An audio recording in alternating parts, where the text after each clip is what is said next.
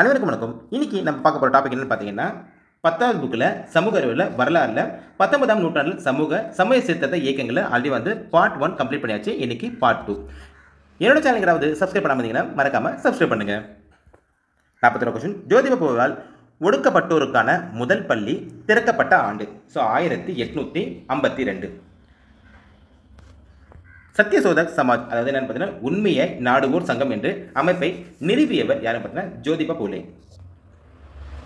43வது question. Sri Dharma பரிபாலன் யோகம் என்று அமைப்பை உருவாக்கியவர் யாருன்னு பார்த்தீங்கன்னா ஆன்சர் நாராயண குரு. ரொம்ப ரொம்ப முக்கியமான பாயிண்ட். 44வது கொஸ்டின். நாராயண குரு டேஷ் என்னும் ஊரில் ஒரு பெரிய கோவில்களை கட்டி அதை அனைவருக்கும் அர்ப்பணித்தார். எங்கன்னு பார்த்தீங்கன்னா ஆன்சர் அருவிபுரம். ஐயன்காரி டேஷ் ஆண்டு திருவனந்தபுரத்தில் உள்ள வெங்கனூரில் பிறந்தார். இது எந்த வருஷம் பார்த்தீங்கன்னா 1863. 46வது கொஸ்டின். கல்வி, அரசு பணிகள், தேசிய அளவில் தலைமை வகித்தல் ஆகியவற்றில் தங்கள் இடங்களை பெரிதும் இழந்துவிட்ட இந்திய முஸ்லிம்கள் தங்கள் சமூகம் முன்னேற்ற பாதையில் செல்ல வேண்டுமானால் ஆங்கில கல்வியை ஏற்றுக்கொள்வதை தவிர வேற மற்ற இல்லை என்று புரிதலுக்கு உயிரும் உணர்வும் கொடுத்தவர். இது பார்த்தீங்கன்னா ரொம்ப ரொம்ப முக்கியமான point. Answer Sir Syed Ahmad Khan. ரொம்ப ரொம்ப முக்கியமான பாயிண்ட் இது. 47வது சர் சையத் அகமது கான் டேஷ் ஆண்டு அலிகார் நகரில் அலிகார் முகமது ஆங்கிலேய ஓராண்டில் கல்லூரியை நிறுவினார். இது எந்த வருஷம் பார்த்தீங்கன்னா 1875.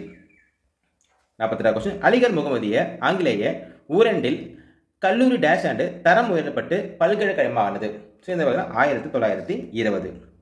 பழமைவாத முஸ்லிம் உலமக்கள் முகமது குவாசிம், நானாதேவி, ரஷீத் அகமத் கங்கோத்ரி ஆகியோரின் தலைமையில் டேஷ் ஆண்டு உத்தரப்பிரதேசத்தில் சகரன்பூரில் ஒரு பள்ளியை நிறுவ.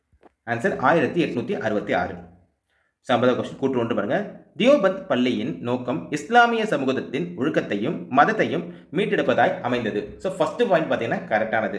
Second point. தியோபந்த் பள்ளி தனது மாணவர்களை அரசு பணிகளுக்கு தயார் செய்தது. இது என்னன்னு பார்த்தீங்கன்னா இது தவறானது. ஏன்னு பார்த்தீங்கன்னா செய்யவில்லை. ஆன்சர் 1 சரி, 2வது கூற்று தவறு. 51 கொஸ்டின். தி யுனைட் பேட்ரியாட்டிக் அசோசியேஷன், முகமதன் ஆங்கிலேய ஓரியண்டல் அசோசியேஷன் ஆகிய அமைப்புகள் யாருடையது? ஆன்சர் சையத் அகமது கான். கூற்று 1. அரசியல் களத்தில் தியோபந்த் பள்ளி 1885 அகில இந்திய தேசிய காங்கிரஸ் உருவாக்கப்பட்டதை வரவேற்றது. First one correct. 2வது முகமது உல் அசான் தலைமையில் இயங்கிய ஐமத் உல் உலோமா ஆசனுடைய கருத்துக்களான இந்திய ஒற்றுமை என்னும் ஒட்டுமொத்த குழுவில் முஸ்லிம்களின் அரசியல் சமூக உரிமைகளும் பாதுகாப்பு என்பது குறித்து உறுதியான வடிவத்தை முன்வைத்தார். ரெண்டுமே சரியானது. 53வது கொஸ்டின்.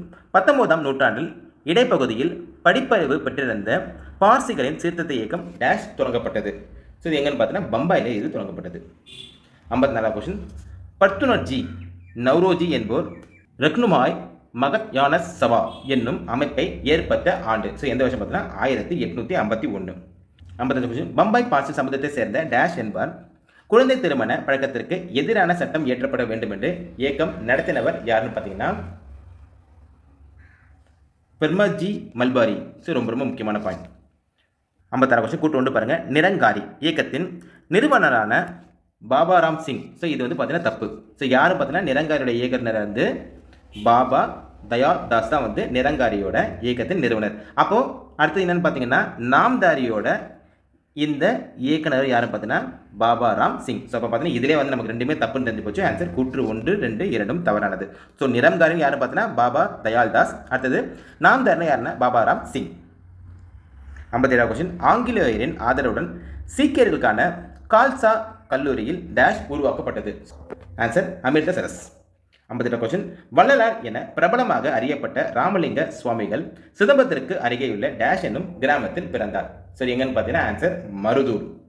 59வது கொஸ்டின். துயரப்படும் உயிரினங்களை பார்த்து இரக்கம் கொள்ளாதவர்கள் கல் நெஞ்சக்காரர்கள், அவர்களின் ஞானம் மேகங்களால் மூடப்பட்டிருக்கும் என்று கருத்தினை முன்வைத்தவர் யாரு பார்த்தீங்கன்னா ஆன்சர் ராமலிங்க சுவாமிகள் தான். வள்ளலார் டேஷ் ஆண்டு சமர வேத சன்மார்க்க சங்கம் என்ற அமைப்பை நிறுவினார். இது பார்த்தீங்கன்னா ரொம்ப ரொம்ப முக்கியமானது. ஆன்சர் 1856. வள்ளலார் இயற்றிய ஏராளமான பாடல்கள் டேஷ் என்ற தலைப்பில் தொகுக்கப்பட்டன. ஆன்சர் என்ன பார்த்தீங்கன்னா திருவருட்பா. 62 கொஸ்டின் கன்னியாகுமரிக்கு அருகில் சாமித்தோப்பு என்றழைக்கப்படும் சாஸ்த கோவில் வினை என்னும் கிராமத்தில் பிறந்தவர் யாருன்னு பார்த்தீங்கன்னா முடிச்சூடும் பெருமாள். 63 கொஸ்டின் ஆங்கில ஆட்சியும் திருவிதாங்கூர் அரசின் ஆட்சியையும் முறையே வெள்ளை பிசாசுகளின் ஆட்சி என்றும் கருப்பு பிசாசுகளின் ஆட்சி என்றும் விமர்சித்தவர் யாருன்னு பார்த்தீங்கன்னா ஆன்சர் முத்துக்குட்டி. 64 கொஸ்டின் வைகுண்ட சுவாமிகள் டேஷ் ஆண்டு சாதி வேற்றுமைகளை ஒழிப்பதற்காகவும் சமூக ஒருங்கிணைப்புக்காகவும் சாமித்தோப்பில் தனது தியானத்தை துவக்கினார். ஸோ எந்த வருஷம் பார்த்தீங்கன்னா 1833. பல்வேறு சாதிகளை சேர்ந்த மக்களை ஒருங்கிணைக்கப்படுவதற்காக வைகுண்ட சுவாமிகள் டேஷ் என்னும் அமைப்பை நிறுவினார். ஸோ இது என்னன்னு பார்த்தீங்கன்னா சமத்துவ சமாஜம். இது ரொம்ப ரொம்ப முக்கியமானது. 66 கொஸ்டின் வைகுண்ட சுவாமிகளின் கருத்துக்கள் டேஷ் என்னும் நூலக திரட்டப்பட்டுள்ளது. ஸோ இது எங்கன்னு பார்த்தீங்கன்னா அகில திரட்டு. 67 கொஸ்டின் அயோத்திதாசர் டேஷ் ஆண்டு திராவிட பாண்டியன் என்னும் இதழை தொடங்கினார். ஸோ இது எந்த வருஷம் பார்த்தீங்கன்னா 1885. ஒடுக்கப்பட்டோரின் கோவில் நுழையும் ஆதரவாக குரல் எழுப்புவதற்காக பண்டிதர் அயோத்திதாசர் டேஷ் என்னும் அமைப்பை நிறுவினார். ஸோ இதுவும் பார்த்தீங்கன்னா ரொம்ப ரொம்ப முக்கியமானது. ஆன்சர் அத்வைதானந்த சபா. 69 கொஸ்டின் டேஷ் ஆண்டு அயோத்திதாசரும் ஜான் திராவிடமும் என்பவரும் திராவிட கழகம் என்றும் அமைப்பை நிறுவினார். ஸோ எந்த வருஷம் பார்த்தீங்கன்னா 1882. அயோத்திதாசர் திராவிட மகாஜன சபை என்னும் அமைப்பை நிறுவின ஆண்டு எப்பன்னு பார்த்தீங்கன்னா 1891. 71 கொஸ்டின் அயோத்திதாசர் ஒரு பைசா தமிழன் என்னும் பெயரில் வாராந்திர பத்திரிகையை தொடங்கிய ஆண்டு. ஆன்சர் 1907. ஸோ ரொம்ப ரொம்ப ஒரு முக்கியமான வருஷம். ஸோ 72 கொஸ்டின் பொறுத்துக்க. ஃபர்ஸ்ட் பார்த்தீங்கன்னா ஐயாவழி. ஸோ ஐயாவழி யாருன்னா வைகுண்ட சுவாமிகள். ரெண்டாவது திருவருப்பா. ஸோ திருவருப்பானா என்னன்னு பார்த்தீங்கன்னா ஜீவகாருண்ய பாடல்கள். மூணாவது பாபா தயால்தாஸ். ஸோ நம்ம ஆல்ரெடி பார்த்துருக்கோம். பாபா தயால்தாஸ் யாரு?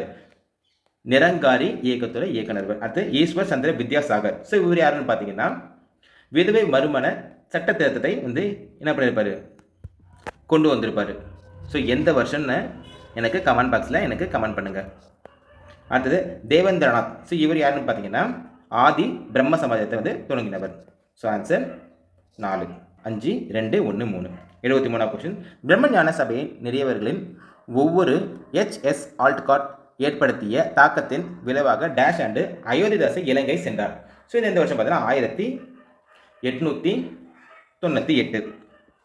74 கொஸ்டின் அயோத்திதாசர் பௌத்த மதத்தின் வழியே பகுத்தறிவின் அடிப்படையிலான சமய தத்துவத்தை கட்டமைப்பதற்கு சாக்கிய பௌத்த சங்கம் என்ற அமைப்பை சென்னையில் நிறுவிய ஆண்டு எப்போ பார்த்தீங்கன்னா 1898. ஒடுக்கப்பட்டவர்களை சாதி பேதமற்ற திராவிடர் என அழைத்து வரும் மக்கள் தொகை கணக்கெடுப்பின் போது அவர்களை சாதியற்ற திராவிடர்கள் என பதிவு செய்யுமாறு வாதிடுறவர் யாருன்னு பார்த்தீங்கன்னா ஆன்சர் அயோத்திதாசர் அவர்தான்.